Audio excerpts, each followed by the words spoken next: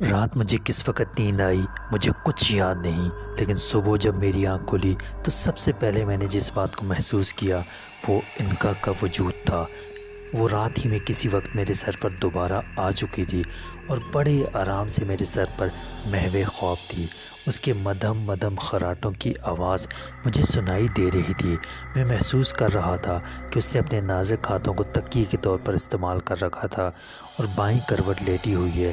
میں نے اپنے ذہن میں اس کی شکل و صورت کے متعلق جو تصور قائم کیا تھا اس کے مطابق مجھے محسوس ہو رہا تھا کہ شکم سیری کے بعد اس کے حسن میں خاصا اضافہ ہو گیا ہے۔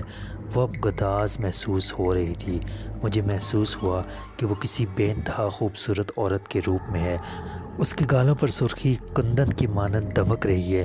میں نے اس کے تراشیدہ لبوں پر بڑی آسودہ مسکراہٹ کا تصور اپنے ذہن میں ابھرتے ہوئے پایا۔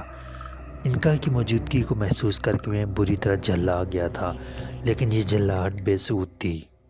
میں خوب جانتا تھا کہ میں اپنی مرضی سے اس سے چھٹکارا نہیں پا سکتا۔ بہرحال میں نے یہی مناسب سمجھا کہ اٹھ کر جلدی سے اپنا رخت سفر باندھوں اور قبل اس کے کہ انکا خواب خرگوش سے بیدار ہو اسٹیشن پہنچ کر ریل میں سوار ہو جاؤں۔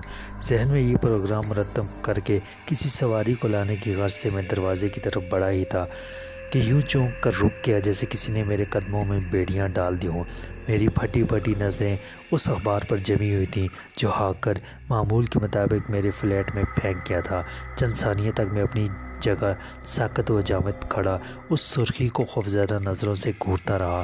پھر میں نے آگے بڑھ کر دھڑکتے دل سے اخبار اٹھایا اور اس خبر کو پڑھنے لگا جس نے مجھے سر تا پا لرزہ براندام کر دیا تھا۔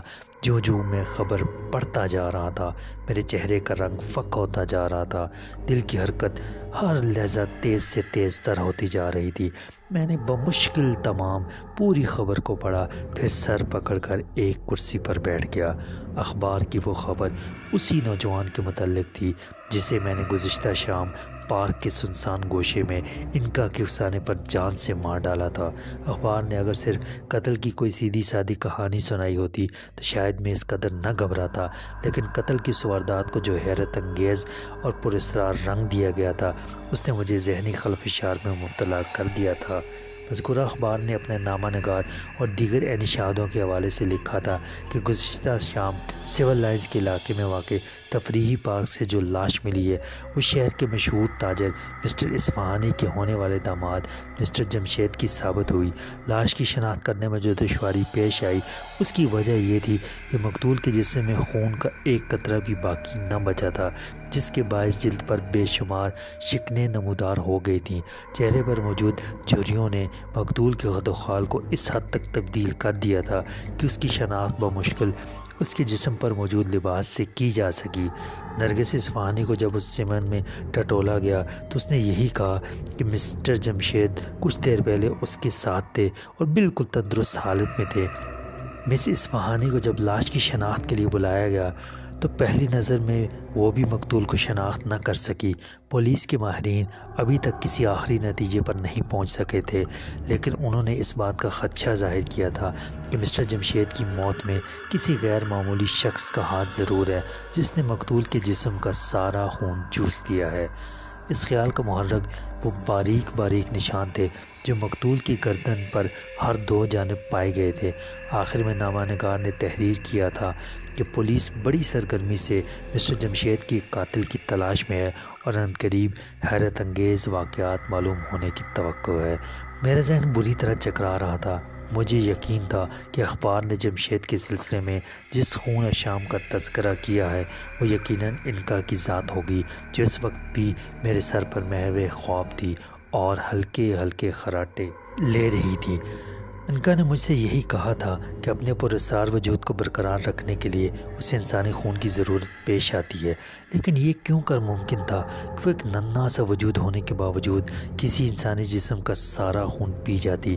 بہرحال کوئی بات سمجھ میں نہیں آتی تھی سوائے اس کے کہ خاموشی سے ان حیرت انگیز واقعات کو جوں کا تو قبول کر لیا جائے۔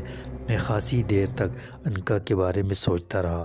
آپ یقین کریں کہ اس خبر کو پڑھنے کے بعد نہ جانے کیوں اب اس بات کا مطلق خوف نہیں تھا کہ پولیس کے کارندے کسی لمحے دندناتے ہوئے میرے فلیٹ میں داخل ہوں گے اور مجھے اقدام قتل کے جرم میں ہتھکڑیاں پہنا کر اپنے ساتھ لے جائیں گے اور ایک سنگین اور بھیانک جرم کے ارتکاب کے عوض مجھے پھانسی کے پھندے پر لٹکا دیا جائے گا۔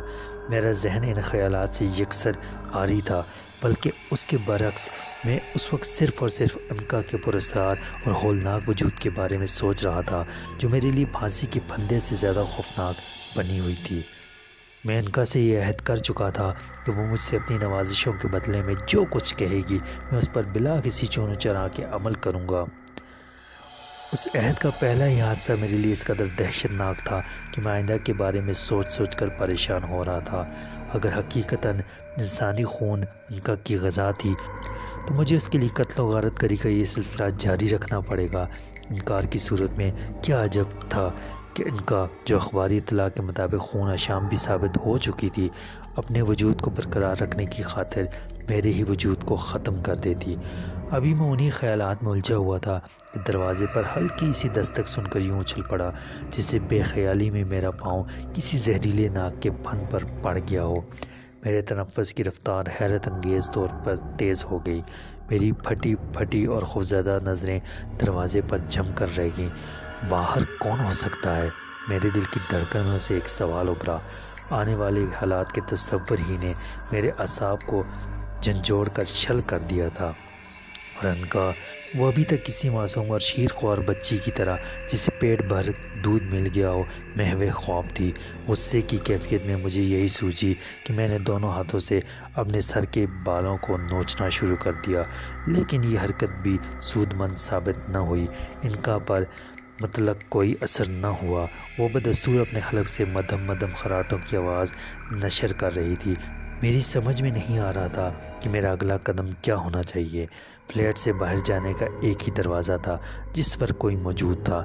اگر باہر جانے کا کوئی دوسرا راستہ ہوتا تو میں یقیناً فرار کے بارے میں سوچتا، مگر اب بچاؤ کی کوئی صورت نہ تھی۔ ناول انکا، مصنف انوار صدیقی، آواز و پیشکش ٹرامسٹان فار یو۔ گزشتہ اقساط کا لنک ویڈیو کی ڈسکرپشن میں موجود۔